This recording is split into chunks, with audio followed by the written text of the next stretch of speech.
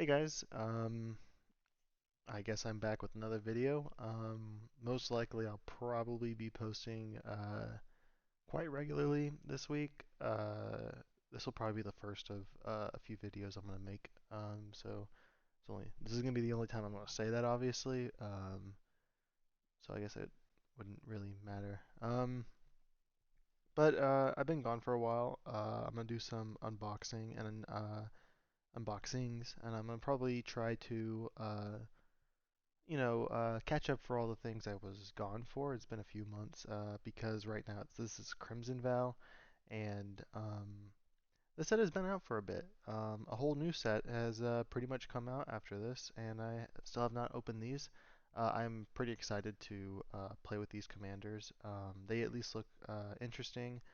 Spirits have not really had a commander that really warranted like building around spirits. And then also the tribe did need a little support, especially in multiplayer.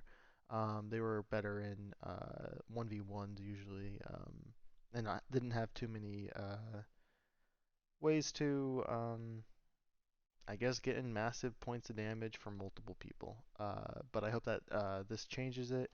I might not upgrade it, but it seems like it might be at least a fun enough commander on its own, playing out of the box. So I'm gonna start unboxing it. There's a few things I'm gonna try doing a little differently. So obviously, I do have both of them.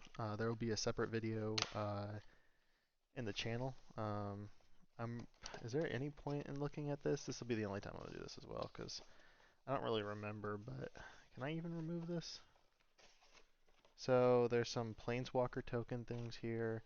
They're still doing that. I think they're going to keep doing that because it doesn't cost them any cardboard.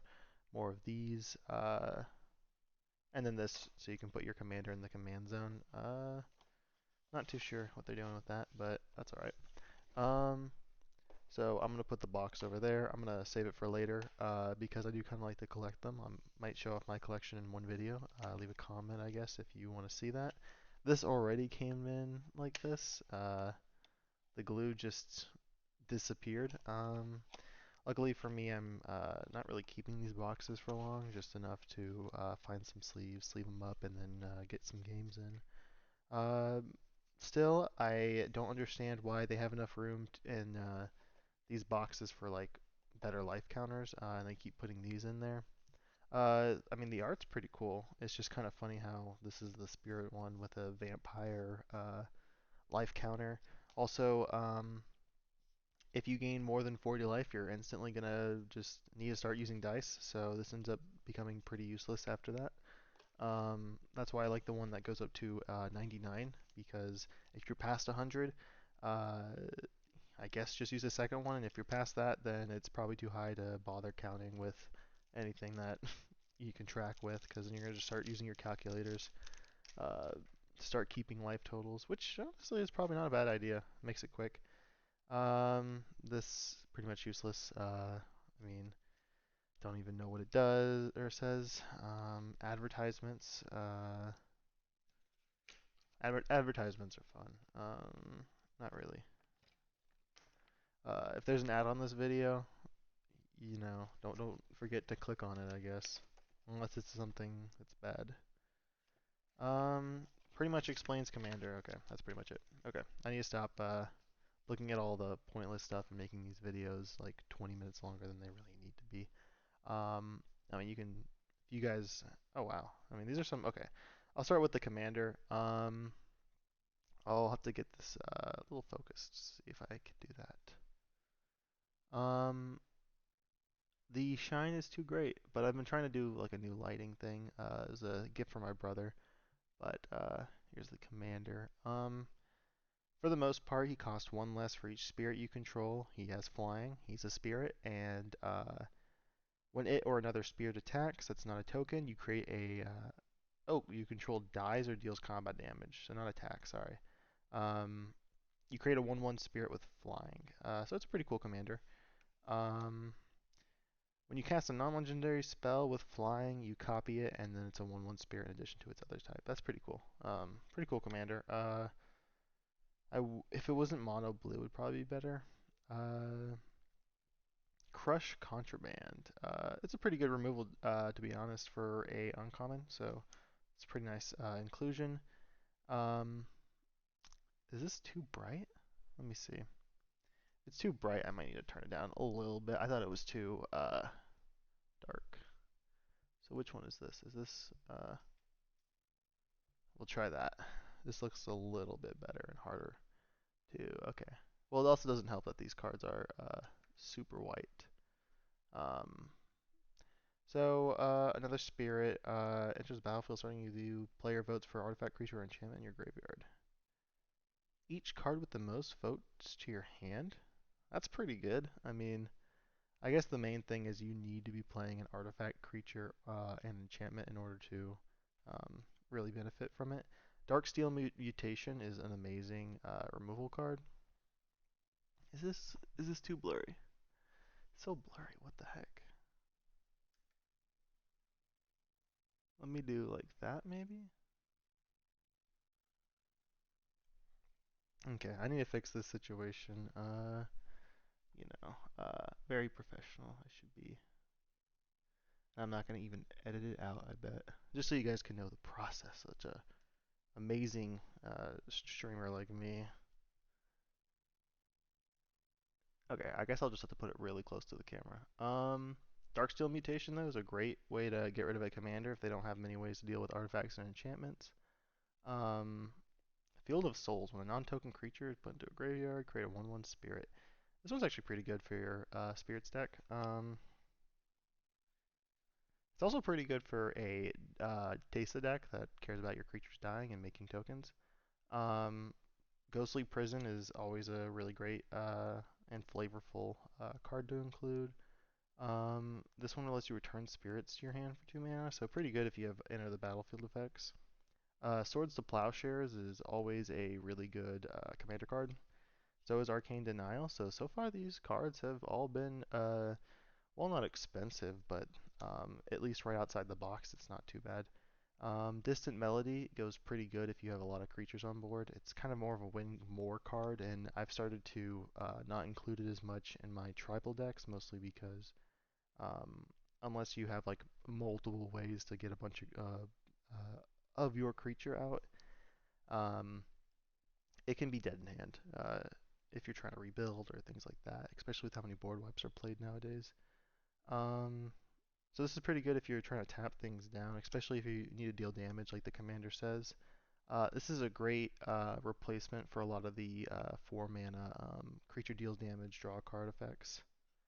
Might just have to start doing it like this, just so we can speed through it a little bit. Um,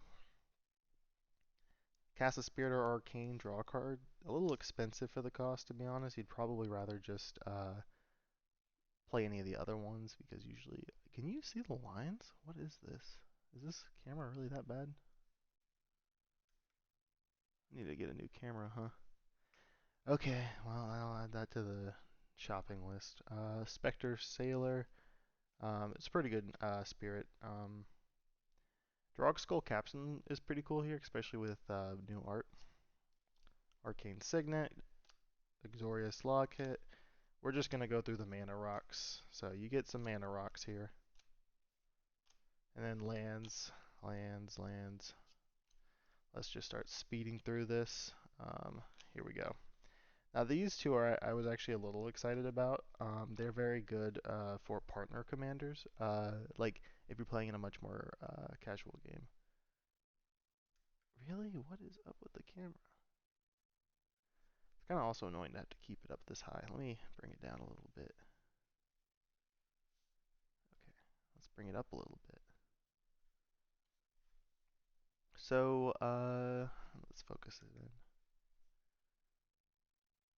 in. And there we go. Okay, so,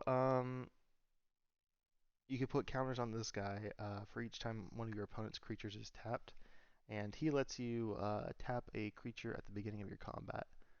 Um, this is also an amazing spirit, giving all your spirits melee is also pretty good, and non-combat damage is prevented. Whenever you cast, when a creature an opponent controlled dies, you can pay 1 to make a 1/1 spirit. That's pretty good. Not too crazy, but it's decent. At the beginning of your end step, you create spirits with flying, where X is the number of opponents you who have more lands than you. Um, I guess if you're doing a lot of ramping from artifacts, this can actually be really good. Not insane, but pretty good. Return all cards from your graveyard to the battlefield. Each of them is a 1/1 spirit. Oh, all creature cards. Okay, all cards would have been a little too good.